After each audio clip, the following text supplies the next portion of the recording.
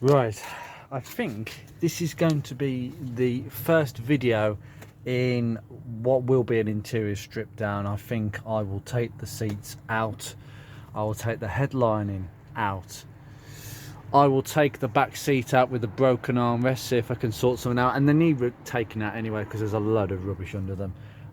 Centre console out. And it's all going to be really well cleaned. I think the best way of doing this is just by stripping the whole interior, to be honest. That's my next aim, retrospectively.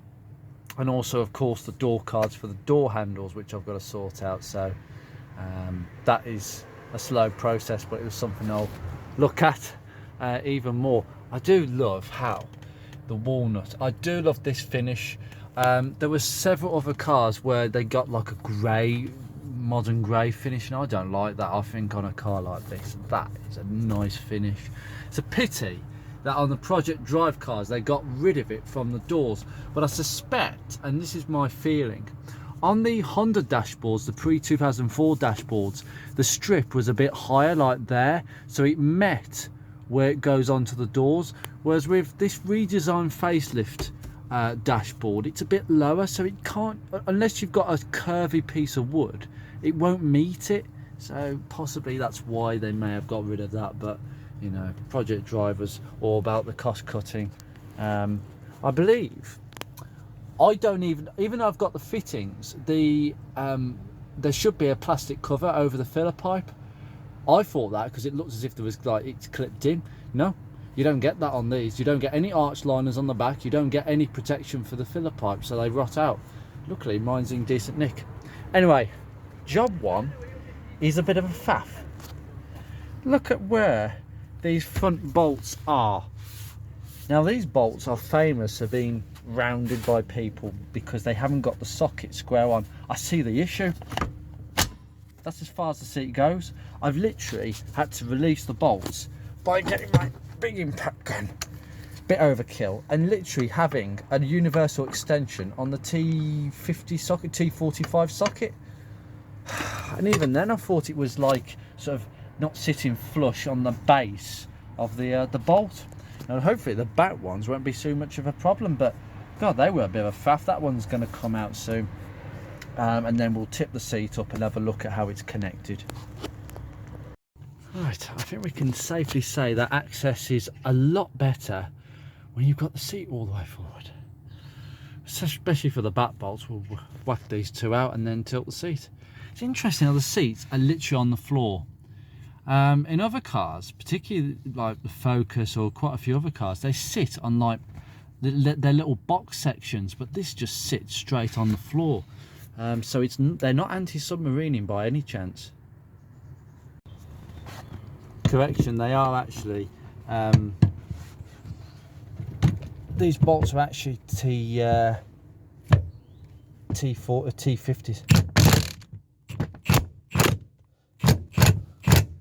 Gently.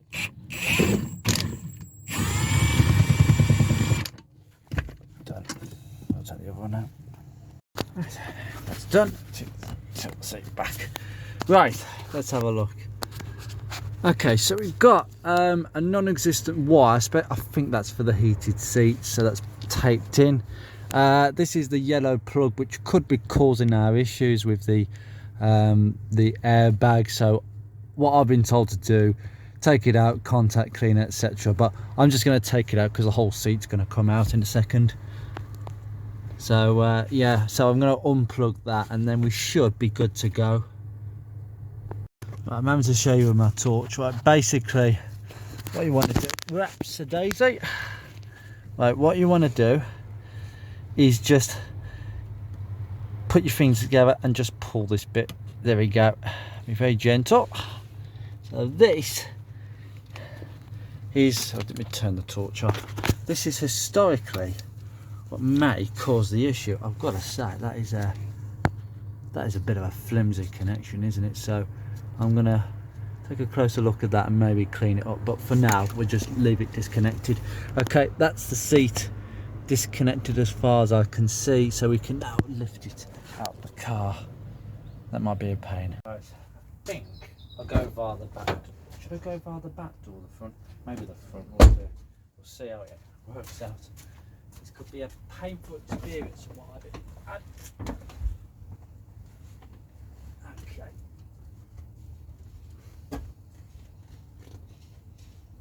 Don't want to damage any of the trim, so right, it's sort of coming out this way. Right, I need to open that door a little bit more. There we go, that's half the issue. And then just, I'm not the strongest of, I'm certainly not the strongest of people, but oh, right, let's put this inside. You see what I mean? Like all this, I didn't even pick up all the dog hairs, but I want to really scrub this interior. I want it done properly and have it all done together, because there's no point in doing one job unless you really need the car to be working in service on the road to get you to work or wherever from A to B. Then yeah, okay, fine, but it's not. I've got another car and I don't need this car working anytime soon. It's no rush, but I want to do the job properly. So some dirt, but honestly it looks fine to me, but the carpet's all going to need a bit of a clean up. Now what I'm going to do is repeat the same on the other side and get that carpet further back. It is drying up very slowly. Okay, onto the other side. As I say, I've taken all the other bolts out, but this one I want to ask anybody at Rover who designed for that bolt to go in there, why couldn't it have gone here? Because then I wouldn't have had better access. I mean, look at that, the chair is, that's it, that's as far back as the chair goes. There's no way I can even get that in. I got it in on the driver's side, but I was lucky. So now I'm going to revert to a 3/8, which is slimmer, and I'm going to whack it with that hammer in the usual way. Honest to God. Right, sorry about the glare from the sun. The sun is setting today. So that's 2 seats out, a load of bolts. I can actually see this a bit better. Pull this up. Right. Yeah. That, it's still wet where my hand is actually, so it's all going to come out. I need to take it off that side. But guess what I found? A nerve point. I've been trying to find one of them, and that doesn't look particularly nice according to the nut. So that is definitely going to be looked at. I mean, this could I think if we look at the loom, could be enough for anything. What I have noticed in this rear the pipe for the rear washer is that there does appear to be water in it. So yeah, we're going to do a bit of tracing with that washer, but basically it goes that way and then up the pillar and then into the washer, so it doesn't go through the roof, it goes actually through the floor. I assumed otherwise, but yeah. So the next thing really is a center console. So the most obvious thing I'm going to do is take out these screws. Now once you've done that, I don't think there's anything obvious. I'm not going by the manual, because the manual only sometimes the manual doesn't refer to anything's face. If there's nothing there apart from the handbrake adjustment, I believe to detach this whole thing you've got to go and get a flat blade screwdriver. I don't think a trim tool will cut it, so you literally just pry off. There we go, it's gone. Yeah, it's got 4 clips on it, so put that aside. And we've got 2 bolts. They look like 10 mils to me, so we'll go and take them 2 out. Right, shut the door and shut the sound out, because I am sick and tired of hearing traffic in the videos when I'm editing. Just put that got, has that just got, yeah, that was loose. To be fair, any little pieces of trim. That is now free. Now I might have to do a bit of wiggling. Okay. Now we have some connections. Okay, what have we got here? We have got a wiring connection on this side and that side, so we've got 2 connectors for these switches. So I'll just have a look off camera. God, dog hairs.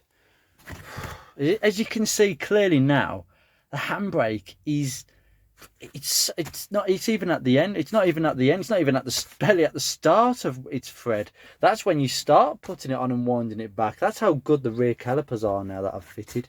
Yeah, it just needs a bit of a clean up here and there. It wouldn't go amiss, and it would probably be beneficial. We've got 2 wiring looms going onto the switches. We just need to unbung the connectors, and that's it. Right, scratch that. I think it'd be more interesting to actually release these screws, and there's another 2 over there, to actually release the whole assemblies on each side, and then I can look at the wiring.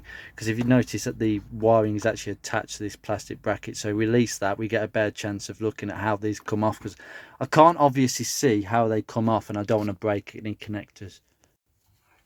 So I've taken 2 at the bottom that I showed you, and 1 at the top, and the whole thing comes out. Whoops, a daisy. Right, so now you've got the switches. Now, I don't like the look of some of these connectors. I'll just show you now. Some of these connections look a bit brown. Maybe that's just the wiring, but they definitely need a clean up. Definitely looks like something British Island cobbled together. It looks like a fire hazard to me, but maybe that's just all the wires. We're not used to wires in this place. So basically this is screwed into the back. I mean, I could just keep it like this, but I want to find out how it actually goes together. I think you okay, I can see it. There you go. I didn't see that, so we'll depress it and pull. Right, now I've managed to actually sorry about that. Now I've managed to actually disconnect it on the other side, as I know what happens. But do you know what? Needs a contact clean. I'll put that one back in. Because we know how it comes apart. I don't want too many screws lying around, because this is where you lose little screws. So I'll screw that back in. Look, as you can see, there's 1, 2 and 3 screws. Easy. Lovely. Well, that's nice and out. Now I know. I've just moved the console over here. Now, the best bit about when you're diving into a car interior, particular car, at least 15 years of age, it's had a life. Even with 1 or maybe in a few owners, you will have some sort of history left behind. And found this, these 2, I don't know what that is, but this is a parking ticket down Wychavon District Council in September 2016. Paid. How interesting. You find these little things. I haven't found any money yet. No money. We don't have money these days. It's all debit card and cashless society these days. Gone are the day where you might find a £5 in. However, the owner of this car, since new, was an elderly lady, so she may have had some money left around. You never know, we might find some money stashed behind the centre console. Anyway, the next step, this coaxial cable is doing my head in. Go over there, stay there. I still feel it's a bit more less smelly. The dehumidifier's definitely done a job today. Next bit, this is all one piece as far as I can see. The most obvious ones that we're going to take out are, there's a screw there, and I believe there's another screw on this side. We'll take them out to start off with. Yeah, people, try a flathead on a crosshead. That doesn't work. People don't really like the facelift dashboards, but I actually do. I think they are actually quite nice. I think by 2003 the old Honda dashboard was getting a bit old hat, and I tell you what, the Rover 25 dashboard, which basically was the soft later dash they put in the R8 towards end of production, that was certainly showing its age. It's incredible that that dashboard fitted in both the R25, or the R3 as people know it, and the R8 with minimal differences. Quite incredible. Now that seems to be a bit more loose, but I think what we're going to have to do is take the what we're going to do is take out the selector light. Now I believe this could be just a simple clip. Let's have a look at this. It doesn't look very obvious, and it looks like something I don't want to be breaking. Right, quite a complicated piece. This is a big circuit board underneath. But basically, where my thumb is, push that down and pull this round and the clip will come out. Should just work its way around and pop. Oh, come on, pop. There we go. It's quite a sensitive little connector, that is. I mean, what? That's quite a big circuit board that is in there. So I better look after that. So I'm just going to pop that over there in the board. Okay, so we've got that sorted. I'm not sure how the rest of it comes off though. Might be a bit tricky, this. It looks like it could be clips. I don't know. What I don't want to be doing is wrecking it by pulling it in a place where it shouldn't be pulled. So I'm going to consult the manual.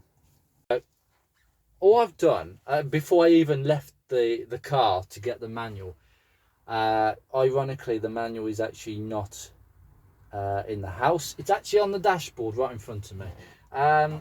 It's actually come up quite nicely on one side. Just get a trim tool and there we go, it's gone. Just save your plastics. This clip here is a bit more and it's gone. Now I might have to, yeah. Okay, right, I don't know how that comes out. It looks like it's actually integral, but no, it isn't actually. There are clips on the other side of this. Okay, this is a bit of a mess. We'll have a look. This was a bit funny, but basically you push up all the clips and it releases from the actual trim panel itself. And getting it off the gear lever is another thing, so I'll come back to that. With that out the way, and this is, I can't get it out, I don't really want to wreck it. We can see the mechanism inside here. I mean, got the plug for the wire, selector, the selector rod, which if I just, so we come over it apart. Now I believe for sport it acts on a detent, so if I push this into sport, right, I believe, is there a switch there? I think it does.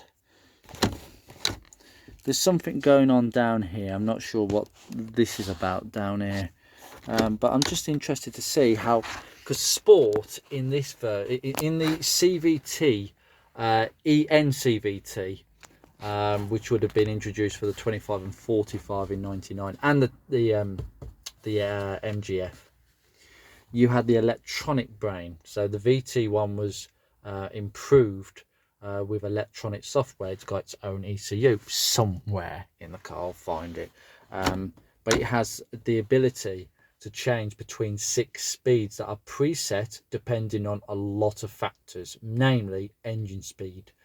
It's all about, with the CVT, it's all about a target engine speed. That's precisely what it does, and they're quite efficient in one sense. Now I believe that this is what causes it to go into sport. So basically it's not pushing against the switch because there's no electronic bit on that side. I'm just interested, but these are the clips that trim sits in. In fact, well, we're missing a clip there. Oh yeah, we're missing a clip there. We've got a clip there. That's interesting. Did it come off? Oh yes it did. Okay, how nice of it. That's okay, no matter. Now we've got this, right, can anybody tell me where this goes as well, because that was randomly lying around it. Does it go down there? Okay, so that goes to the pile, and then we've got this with a random bolt lying around, so I'll keep that. And yeah, I don't know what this is either. That might be off something, but I can't see it. So we've got that as well, so pop that over there. And then, is there anything in here? Can't feel anything. Okay, so we've got this leered a little bit away. So I'm assuming, yeah, I'm going to look at the manual now. This is not obvious. When it's not obvious, if you've got a manual, consult the manual. You do not want to be breaking anything because you've tugged at something in the wrong direction and then snapped a piece of plastic. I don't know if you can see in there, but the whole thing is held with these screws, one there and one there. So I think I've got to get my hand in and push these out, because I think, well, that's handy. The buttons actually come off. God. Right, push that one out as well. Come on, come on. Get the picture. So basically, I'll start off by pushing some of these through. Look what I've discovered. Oh, is it going to show it? Oh dear, I don't like to see that name on anything on this car. I don't know if you can pick this up, but the nicest thing about these connectors is you can never get them wrong because they're colour coordinated to the actual casings on the switches. That's the fog light switch on other cars, it's blanked off. You can see the Phillips screws on these sides. I think I might have to take this out. So you take the screws out, and I believe that's what gets this console out. Now, I believe this is where a magnetic screwdriver does help.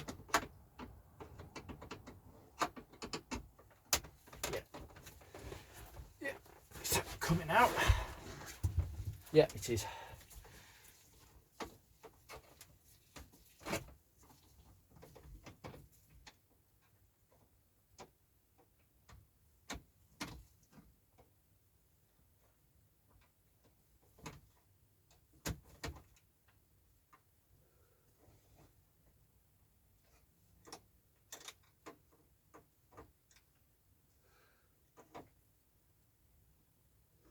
Unfortunately, the screw doesn't want to play ball with me. Oops. We'll just leave it down there. I did hear it fall, so it doesn't matter. It's on the floor somewhere. My magnetic screwdriver seems to have worn quite a bit at the end, as they do. So if the screws drop, they drop. I forgot one thing. The radio, which you have to take out to get to the other screws. I think there's 3 more screws. This could be a bit of a problem, but we're going to go for it. We've got to get the tabs out somehow. The security box is really tight on this thing, so oh yes, and no doubt that the front of the actual radio is wanting to detach the rest of it, which is really good. Now my biggest issue, and I've been battling with this now for half an hour, is I've butchered the radio. The faceplate is a bit, don't worry about that though, that can be put on. It's just a box for the casing for the electronics. But what I've had to do is, because this is an aftermarket one and someone has put it in here really tightly, is just wedge a plastic tool between the actual outer box and the radio itself. So literally just put it behind and just wiggle it forward, and it is slowly coming out, but it's really small steps, and it's broken. No, it's all right. I might have a better radio to put in here, despite the fact that this works with the steering wheel controls. Oh, it's gone. Oh dearie me. Oh dearie me. What a mess we've made of this. Yeah, I think we might have to repair that. Do you think that's repairable? Yeah, it's easy enough. Bend it back into shape if I want to use it, but I might not. Well, assuming that's the coaxial cable that we're trying to remove. Great. Aerial. Oh, it's a weird way of doing it. It's gone straight in there. Remote cont. Don't know what that means. Some of these are auto leads, so there's some adapters in there, so I'm going to have to work out what all this is. You've got some that are labelled, but now I think we can get to the other few screws wherever they are. Well, that took ages. So that's the connection on that side, and that's the aerial connection. Right, we can get access to the bolts hopefully. Alright, I've just removed the socket box, and all I can see is one central screw, so we'll take that out. You see, I think the manual must have been referring to the pre-facelift dashboards. You see, that's where the Haynes manual is actually quite rubbish, because they did change this dashboard quite a bit. The central bit looks very similar to what they had on the Honda dashboards.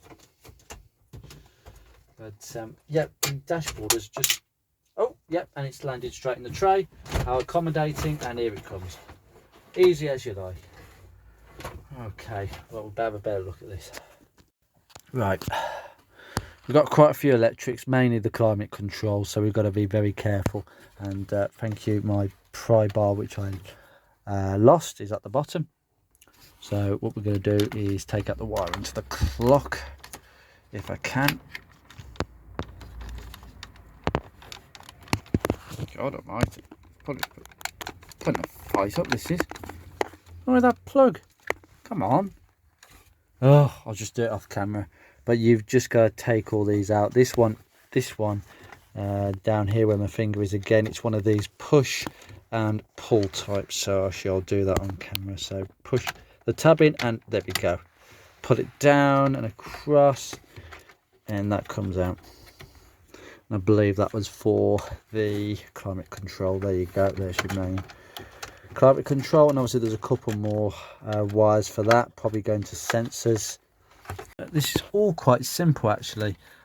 You've got the blue plug, which connects into here, and there was a green plug which has disappeared down here. Okay, that's the main plug for the harness.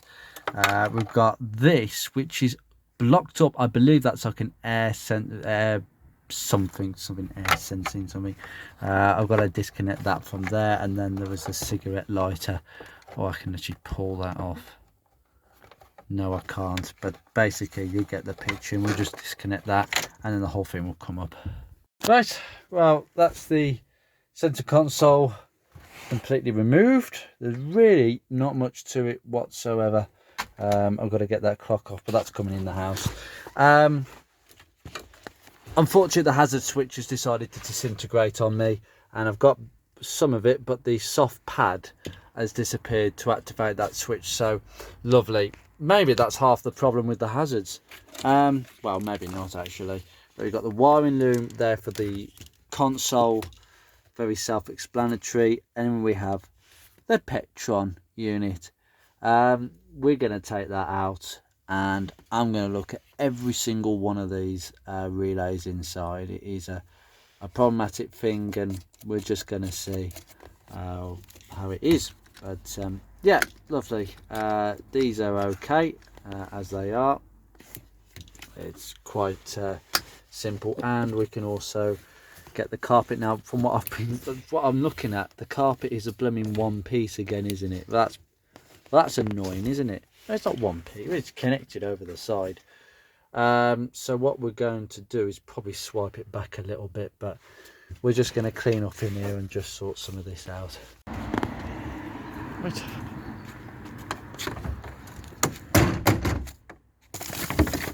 Good riddance. Actually, that's not the end of the video. I just want to show you this. I've just lifted the carpet back. Look how wet. This bit's dry. The dehumidifier got to that, but this is like, I mean, look at this. Water everywhere. And there's another earth lead. I found another one. Well, that's a good sign. I haven't found any more earth leads behind the dashboard or on the side, so I'll just keep looking and just keep cleaning as I go along. But as I say, this is going to be looked after. I mean, look how solid it is considering water's been in here. So yes, it's going to all get done. There's a bit of surface there.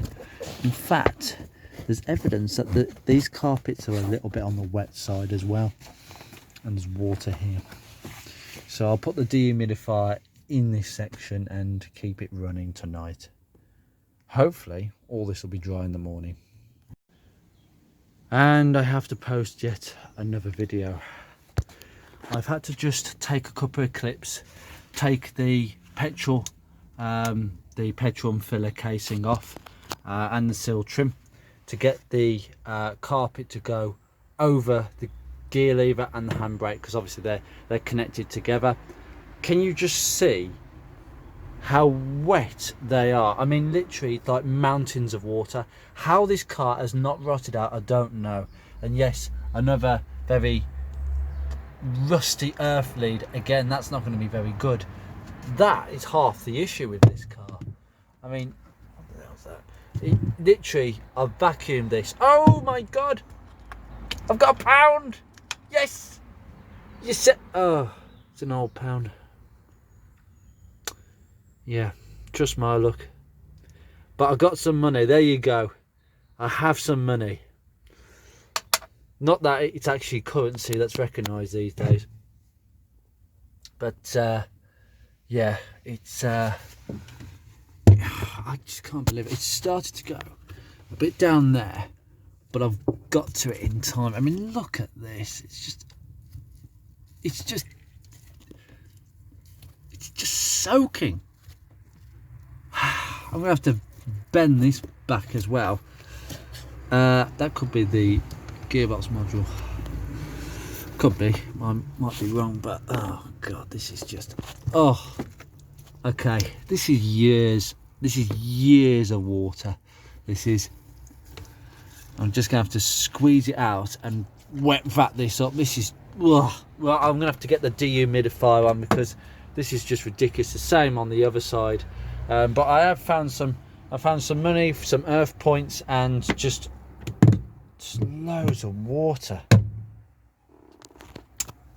Once I've got the headlining off, I can actually keep an eye on what's going on inside the car because